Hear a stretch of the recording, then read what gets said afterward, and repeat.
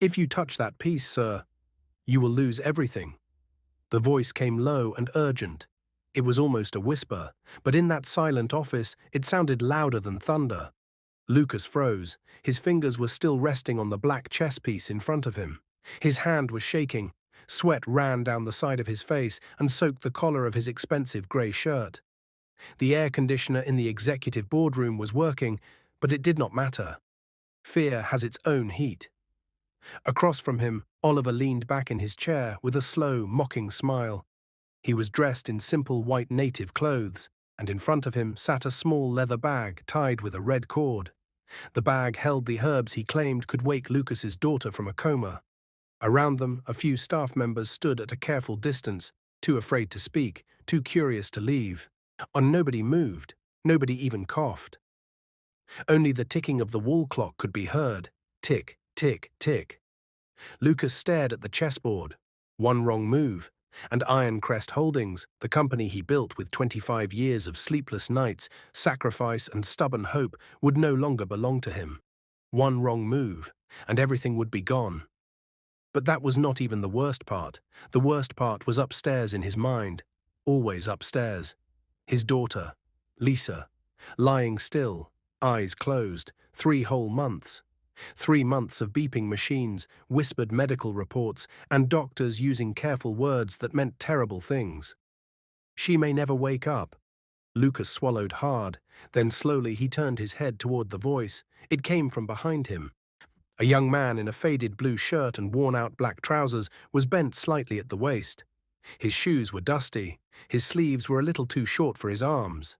His hair was rough, like he had cut it himself with no mirror. He looked like somebody who had learned very early not to expect kindness from the world. Richard, the company cleaner, the one workers called the rejected boy. Lucas had heard that cruel nickname many times. Some said Richard was found as a baby near a drainage channel in Ajagunle, wrapped in an old wrapper. Some said both parents abandoned him. Some said nobody even knew his real surname. He grew up moving from one hard place to another, from church shelter to mechanic yard, from one hungry week to the next. People said many things, but right now, Richard's eyes were fixed on the board with a kind of focus that did not match his job at all. And Lucas, for one strange second, felt something shift inside him.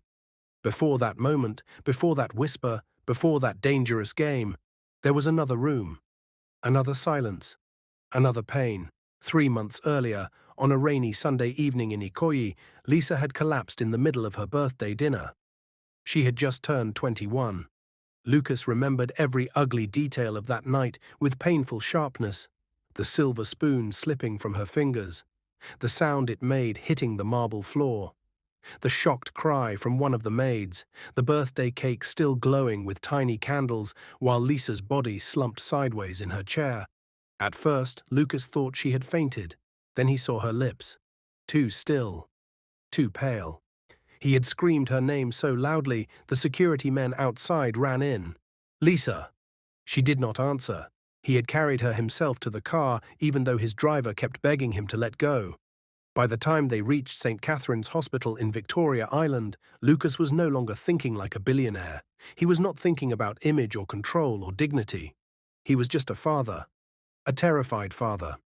Doctors rushed her inside, machines were connected, specialists came and went. The diagnosis sounded like a punishment from the sky. A rare brain inflammation, severe complications, deep coma. Days turned into weeks, weeks turned into 3 months. Lucas tried everything, private neurologists from Lagos and Abuja, a specialist flown in from London, prayer vigils in church, anointing oil from a famous pastor in Port Harcourt. He even visited an elderly woman in Abeokuta people said had healing gifts. She prayed over a handkerchief and told him to place it under Lisa's pillow. Nothing changed. Every morning, Lucas went to her room before going to work. Every night, he returned to sit by her bed. He would hold her hand and tell her small things, foolish things, normal things. The hibiscus flowers outside your window have opened. Your cat scratched my sofa again. I fired the cook who keeps over-salting soup. You would have laughed. Sometimes he talked until midnight. Sometimes he broke down halfway and could not finish. And still Lisa did not move. The mansion changed because of her silence. Even the staff spoke softly now. No music played in the sitting room, no television noise, no laughter from the kitchen. All pain had settled there like dust. Then one Tuesday afternoon, Lucas's head of domestic staff, an older woman named Mama Bisi, came to his office doorway and stood there wringing her hands. "Sir," she said carefully, "there is someone people talk about. A man named Oliver." Lucas did not even look up from the medical file in front of him. "If this is another prophet, don't start." "He is not a prophet, sir," Mama Bisi said. "They say he uses herbs, real herbs, strange ones. Some people say he has made very sick people recover." Lucas laughed, but there was no joy in it. By then, hope had become dangerous. Hope was the thing that made you get up and try again, only to return and feel more broken. "People say many things," he muttered. "Yes, sir," she replied, "but this one, I heard the story from my cousin in Ibadan, and a child who could not speak began speaking. A man who had been bedridden stood up." Lucas closed the file. He wanted to dismiss her. He wanted to say, enough. Enough with the miracle stories. Enough with the false comfort. Enough with people taking a father's pain and dressing it in cheap promises. But then he thought of Lisa's face on the hospital bed that had now become her room bed at home. Still, lovely, silent, and his voice came out weaker than he wanted. "Bring him." Oliver arrived 2 days later. He was not old as Lucas expected, not even close. He looked to be in his early 40s. His beard was trimmed, his eyes were sharp and strangely amused, like he enjoyed walking into rooms where desperate people waited for him. He did not bow much. He did not beg for favor. That alone annoyed Lucas. In the grand sitting room, Oliver stood before Lisa's framed portrait and nodded once. "I can help," he said. Lucas stood so fast his chair almost fell. "You can wake her." Oliver lifted a finger. "I said I can help, but I do not move for pity. I move for terms." Lucas stared at him. "What terms?" Oliver's lips curved. "We play chess." Lucas actually thought he misheard him. "Excuse me?" "One game," Oliver said calmly. "If you win, I use my herbs and ask for nothing. If I win, your company becomes mine." The room went still. Mama Bisi gasped. One of the security men near the door looked up sharply. Lucas stepped closer. "You are insane." Oliver did not flinch. "No, I am confident." "You want me to gamble my life's work while my daughter lies unconscious? I want to know how badly you want her back." Lucas felt hot anger rise inside him. He should have thrown the man out. He should have called security that second. But Oliver kept speaking in that same awful, calm voice. "You have gone to doctors, pastors, specialists, prayer houses, and foreign experts. None of them woke her. Yet you still called me. That means deep inside, you believe I may be the last door left." Lucas said nothing, because that part was true, and the truth can be cruel when it comes from the wrong mouth. Oliver leaned closer. "If your daughter is worth more than your company, then sit across from me." That night, Lucas did not sleep. He sat alone in his study in Banana Island, staring at old pictures of Lisa. Lisa at 7, missing front teeth, grinning beside a bicycle. Lisa at 12, proudly holding a debate trophy. Lisa at 16, one angry because he would not let her travel to Dubai with friends. Lisa at 19, hugging him from behind and saying, "Daddy, when you frown like this, you look like an angry principal." He laughed at that memory. Then he cried. He cried in a way he would never allow in public. By morning, his eyes were red. At 10 a.m., Oliver arrived at Lucas's company headquarters in Victoria Island. The boardroom was cleared. The chessboard was set. Legal papers were drawn up. If Lucas lost, the transfer process would begin. His lawyer begged him not to do it. "This is madness, sir." Lucas signed anyway. For Lisa. Only for Lisa. Now the game had reached its most dangerous point. Oliver had been playing with frightening ease, moving like a man who had seen the end from the beginning. Lucas, who only knew chess casually from old university days, was barely surviving, and now his hand hovered over the piece that would ruin him. Then came that whisper. "If you touch that piece, sir, you will lose everything." Lucas slowly turned. Richard was still bent beside him. His eyes were steady now, not fearful, not confused. Steady. And before anyone else could stop him, the poor rejected boy leaned even closer and whispered something else into Lucas's ear. Something that made Lucas's eyes widen in complete shock. "If you move that knight, sir, he will trap your king in 3 moves." Lucas felt a cold wave rush through his chest. For a moment, he forgot where he was. He forgot the staff standing behind him. He forgot Oliver watching him with that quiet, confident smile. All he could hear was the steady breathing of the young man beside him. Richard, the rejected boy. Lucas slowly looked back down at the chessboard. His fingers were still hovering over the black knight. He had been sure it was the right move. But now he saw something strange, something he had not noticed before. If the knight moved forward, Oliver's bishop would slide across the board. Then the queen would trap the king. 3 moves. Exactly 3. Lucas swallowed. His throat suddenly felt dry. He slowly pulled his hand away from the chess piece. Across the table, Oliver's smile disappeared for just 1 second. Only 1 second. But Lucas saw it, and in that small moment, something inside him began to shift. Hope. Dangerous hope. Lucas turned slightly and looked at Richard. The young man's clothes were rough and faded. His shirt had a small tear near the shoulder. His shoes looked like they had survived many rainy streets. But his eyes were sharp, focused. Lucas lowered his voice. "You understand this game?" Richard hesitated. For a second, the old fear returned to his face. The fear of speaking where he was not supposed to speak. The fear of being chased away. But then he nodded slowly. "Yes, sir." Lucas leaned closer. "How?" Richard glanced at the chessboard again. "I learned when I used to sleep at the mechanic workshop in Ajagunle," he said quietly. Lucas frowned. "The mechanic shop?" "Yes, sir." His voice was calm now. "There was an old customer who used to come every evening. He fixed radios, while he waited for his car, and he would play chess alone on a small wooden board. One day he asked if I wanted to learn." Richard paused. "He said chess teaches the mind to see the future before it happens." Lucas stared at him. "And you learned just like that?"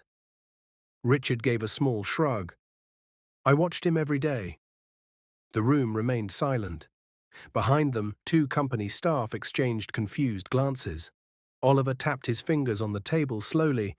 Tap, tap, tap. Then he leaned forward. "Mr. Lucas," he said calmly, "are we continuing the game? Or are we now holding a storytelling session?" The sarcasm in his voice cut through the room.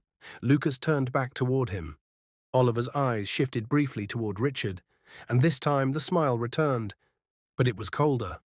"Oh," Oliver said softly, "I see the company cleaner has suddenly become a chess advisor." A few staff members shifted uncomfortably.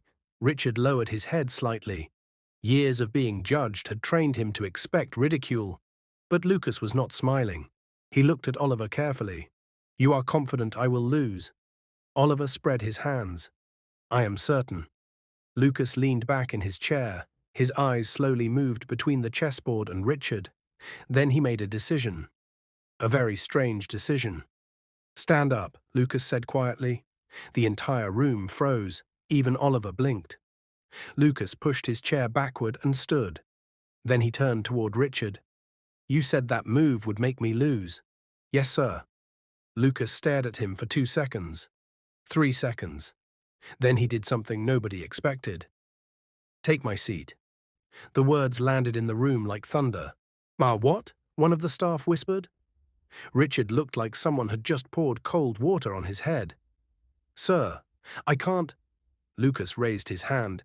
"You said you could see the trap." "Yes, sir, but—" "Then take my seat." Richard's heart started beating fast. He could feel every pair of eyes in the room staring at him. For years he had been invisible, just the boy who swept floors, just the boy who cleaned toilets, just the boy who carried trash bags out the back door. Now suddenly he was standing in the middle of the most important room in the building, facing a chessboard that could decide the fate of a billion-naira company. His hands trembled slightly. "Sir, this is your company." Lucas's voice was quiet. My daughter is more important. Those words silenced the room. Even Oliver stopped tapping his fingers. Lucas pointed at the chair. Sit. Richard slowly lowered himself into the seat. The leather chair felt strange under him. Too soft, too expensive, too important. Across the board, Oliver studied him. His eyes traveled from Richard's dusty shoes to the worn shirt, to the uncertain hands hovering above the chess pieces. Then Oliver laughed, not loudly, but mockingly. Oh, this is even better. Some staff members shifted nervously. Oliver leaned forward. You are letting a cleaner play for you. Lucas did not respond. Oliver continued. A boy in torn clothes? Still no answer. Oliver smiled wider. Well, that will make my victory much faster. Richard lifted his head slowly. Their eyes met. For the first time, Oliver's smile paused. Because the boy in front of him did not look confused. He looked focused. Very focused. Richard studied the board for a long moment. The pieces were arranged in a tense battle. Oliver had built a strong attack, but something was slightly wrong. A small weakness. Hidden. Richard remembered the old radio repairman's voice from years ago. Every strong attack has a blind spot. He moved his first piece. Click. The sound echoed across the board. Oliver raised an eyebrow. Interesting. The game continued, move after move. At first, Oliver played casually, almost bored. But 5 minutes later, his posture changed. His shoulders leaned forward. 10 minutes later, his eyes narrowed. 15 minutes later, the room felt different. The staff watching behind Lucas began whispering quietly. Did you see that? He blocked the queen. How? Richard's face remained calm, but inside, his mind was racing. Every move opened a new path. Every path showed a new danger. He could almost hear the old man's voice again. Never chase victory too fast. Let your opponent reveal his fear. Oliver made a move. Richard responded immediately. Oliver paused. The pause grew longer. Then Oliver leaned back slowly. The mocking smile had disappeared. Now his eyes were sharp, serious. Where did you learn this? He asked quietly. Richard did not answer. He moved another piece. Click. Gasps filled the room. Oliver stared at the board. Then he laughed again. But this time the laugh sounded different, not mocking, surprised. Very clever. He moved his queen forward, but the moment his fingers left the piece, Richard moved instantly. Click. Oliver's eyes widened. One staff member whispered loudly, oh my God. Oliver leaned closer to the board. For the first time since the game began, sweat appeared on his forehead. He stared at the position for several seconds. Then he looked up slowly. At Richard. You planned that? Richard remained silent. Oliver's lips tightened. Then Richard moved one final piece. Click. The sound felt like thunder. The entire room froze. Oliver stared at the board. His king had nowhere to go. One move, only one. And that move meant defeat. Nobody spoke. Nobody even breathed. Oliver slowly leaned back in his chair. His eyes were locked on the board. Then he whispered something under his breath. Finally, he looked up, directly at Richard. And for the first time since he entered the building, Oliver did not look amused. He looked shocked. Because the poor, rejected cleaner had just done something impossible. And Lucas was only now beginning to understand that the quiet boy everyone ignored might have just saved everything. But Oliver suddenly leaned forward again, studied the board one more time, and then said something that made the entire room uneasy. Interesting. Very interesting. He tapped one piece slowly. But are you sure this is really the end? But are you sure this is really the end? Oliver's voice was soft. Too soft. The room suddenly felt colder. Richard did not answer immediately. He stared at the chessboard again. Every piece, every square, every possible path. He had learned something very important years ago from the old radio repairman who taught him chess. Never celebrate too early. And a smart opponent always hides one last trap. Richard leaned closer to the board. Lucas stood behind him now, watching carefully. His heart was beating fast. He was not a chess master, but he could see something clearly. Oliver was stalling, trying to find a way out. The entire boardroom remained silent. Even the air conditioner sounded louder than before. Finally, Richard spoke quietly. "Yes." Oliver raised an eyebrow. "Yes." "What?" Richard lifted his head and looked directly at him. "Yes, sir, I am sure." A small murmur spread through the staff standing behind them. Oliver smiled again, but this time the smile looked forced. He leaned forward and studied the board again. 30 seconds passed. 1 minute, 2 minutes. The silence grew heavy. Then Oliver slowly reached out and moved his king. A weak move. A desperate move. The moment his fingers left the piece, Richard moved instantly. Click. The sound echoed in the room. Richard pushed his rook forward, and the board changed forever. Oliver stared at it. Then he leaned back slowly. His shoulders dropped. For the first time since the game began, he exhaled deeply. "Checkmate." One of the secretaries near the door gasped. Another staff member covered his mouth. Lucas felt his knees weaken. He looked down at the board. It was true. Oliver's king was trapped. There was nowhere to run. The poor cleaner had just defeated a man who had played like a professional. For a moment, nobody moved. Then the room exploded with shocked whispers. "How did he do that?" "Did you see that move?" "That boy, he finished him." Lucas suddenly placed both hands on Richard's shoulders. The young man flinched slightly. He was not used to people touching him kindly. Lucas's voice was shaking. You won." Richard nodded slowly. "Yes, sir." Lucas laughed, not the calm laugh of a billionaire, but the wild laugh of a father who had just seen a door open after months of darkness. Across the table, Oliver stood up slowly. He looked at Richard carefully. Long, thoughtful, then he extended his hand. "You are very good."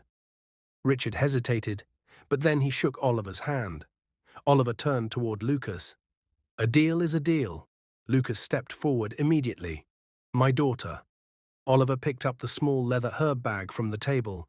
"I will keep my word." The staff watched in stunned silence as the three men left the boardroom together. The drive to Lucas's mansion in Ikoyi felt longer than usual, and nobody spoke much. Richard sat quietly in the back seat of the car. He kept staring out the window. He had never ridden in such an expensive vehicle before. The leather seat smelled new. The ride was smooth, too smooth.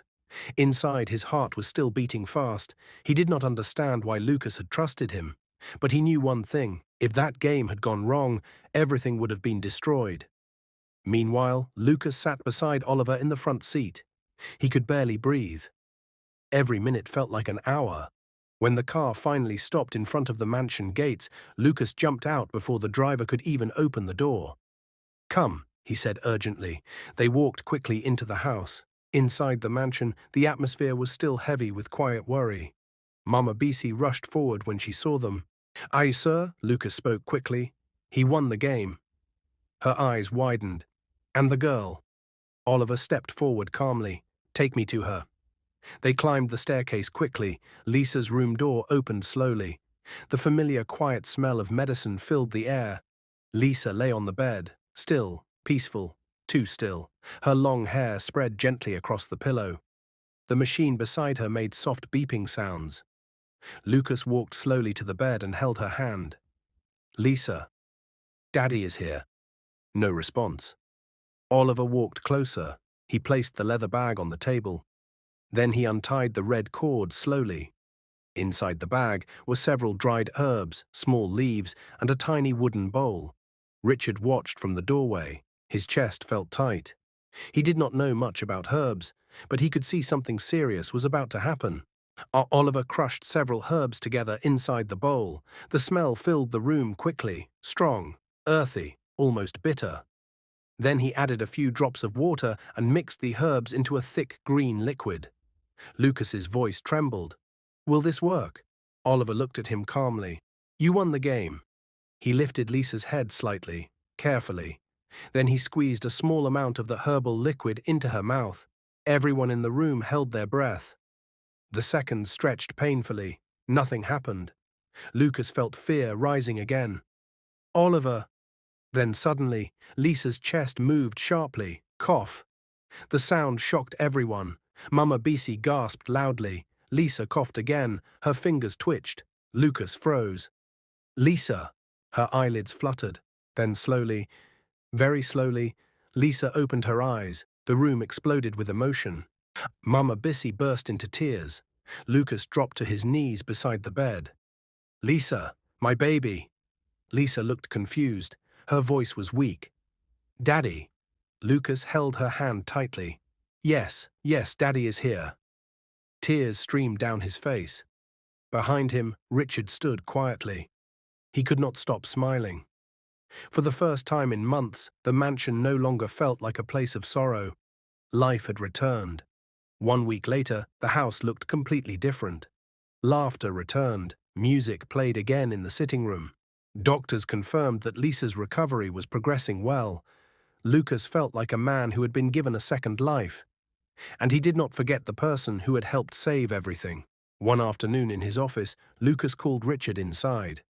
The young man walked in slowly, still shy, still unsure. Lucas looked at him carefully. You saved my company. Richard shook his head quickly. No, sir, I only played a game. Lucas smiled. That game saved my daughter. He pushed a document across the table. I want you to work for me. Richard blinked in surprise. Sir, you will no longer clean floors here. Lucas leaned back in his chair. You will become my secretary. Richard's mouth slowly opened. I never went to university. Lucas nodded. I know. He pushed another paper forward. This is your admission form. Richard stared at the paper. Lucas continued, you will study through distance learning. The company will pay for everything. Richard's eyes began to fill with tears. Nobody had ever believed in him like this before. Lucas stood and extended his hand. Unwelcome to a new life. Richard shook his hand slowly, but neither of them knew something important. Because upstairs in the mansion, Lisa was slowly recovering. And every time Richard came to deliver documents or messages, Lisa had begun noticing him. The quiet boy, the one who saved everything. And soon, something unexpected would begin to grow between them, something Lucas would never see coming. Years passed faster than anyone expected. At first, life in Lucas's mansion felt like a miracle that had not yet settled. Lisa slowly regained her strength. Her voice became stronger. Her laughter returned to the house like sunlight after a long storm. Doctors said her recovery was extraordinary. Lucas did not argue. Every morning he still walked into her room, sometimes just to make sure she was truly awake, truly alive. Sometimes he would sit beside her bed and smile quietly, remembering the day she coughed and opened her eyes, the day everything changed, and every time that memory returned, one face always appeared in it. Richard, the boy nobody wanted, the boy everyone ignored, the boy who saved everything. Richard's life changed too. At first, he could barely believe it. The company cleaner had suddenly become the personal secretary to one of Nigeria's most powerful businessmen. His first week in the new office was awkward. The chair felt too important. The office felt too clean. The staff who once ignored him now greeted him carefully, some with respect, some with confusion, and some with jealousy. But Richard worked quietly. He arrived early. He studied documents carefully. And every night after work, he attended his distance learning university classes online. Sometimes he studied until 2 a.m. because deep inside him lived a fear that the life he now had could disappear if he stopped trying. Lucas watched him closely, and slowly. The older man began to trust him more and more. Richard handled schedules. He organized meetings. He helped prepare reports. Within 2 years, he became one of the most reliable people in the company.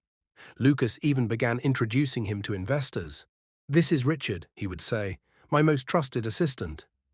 Each time he said that, Richard felt a strange warmth in his chest, because nobody had ever called him trusted before. Meanwhile, Lisa returned to school.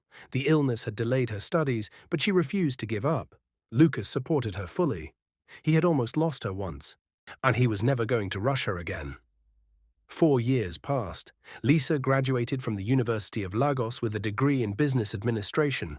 The graduation ceremony was bright and loud. Parents cheered. Students took pictures everywhere. Lucas stood proudly in the crowd. When Lisa's name was called, he clapped the loudest. And standing a few steps behind him was Richard, quiet as usual, but smiling, because he remembered the hospital machines, the silence, the fear. Now Lisa was walking across a stage with confidence. Life had come full circle. After graduation, Lucas invited Lisa to join the company. "You must learn how the business works," he told her. Lisa agreed, and that was when something unexpected began. Lisa and Richard started working together. At first it was simple: meetings, documents, company tours. Richard helped explain the structure of the company. Lisa admired how organized he was. He admired how thoughtful she was. Sometimes they laughed about small mistakes.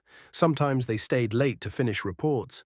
Sometimes they simply sat in silence, both focused on their work. But slowly, something deeper grew. A quiet friendship. Then something warmer. One evening, after a long meeting with investors, the two of them sat outside the company building, watching the sunset over Victoria Island. The sky was orange. The traffic hummed far away.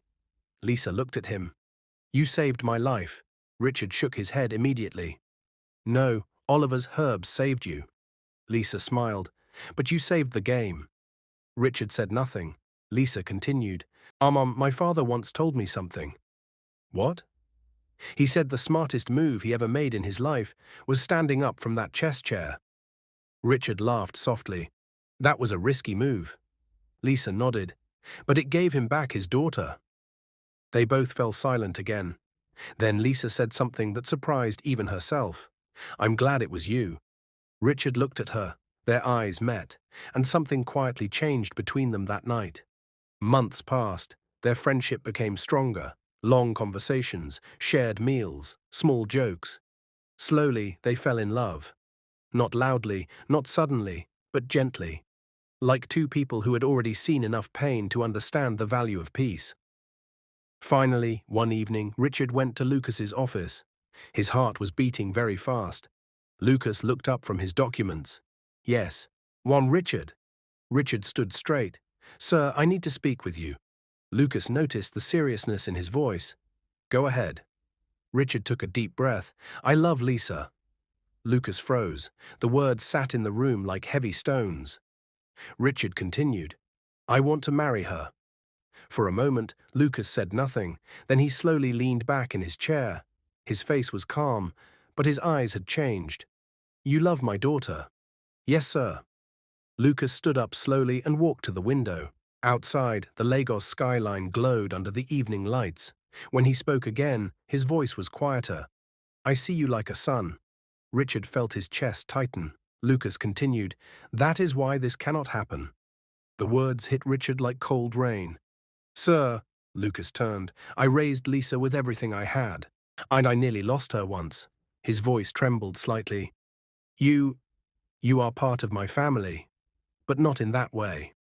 Richard lowered his head. Lucas spoke again. "You deserve respect. You deserve success. But marriage between you and Lisa? No."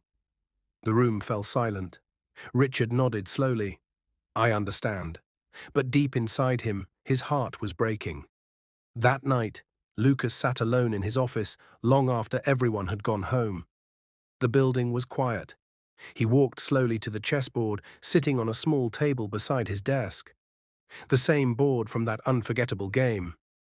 He looked at the pieces, then he whispered to himself, "The boy who saved everything." He remembered Richard's whisper, "If you make that move, you will lose everything." Lucas sighed. Sometimes the hardest battles in life are not played on a chessboard. They happen inside the human heart. If you like this story, comment, share, and subscribe to our channel for more interesting stories.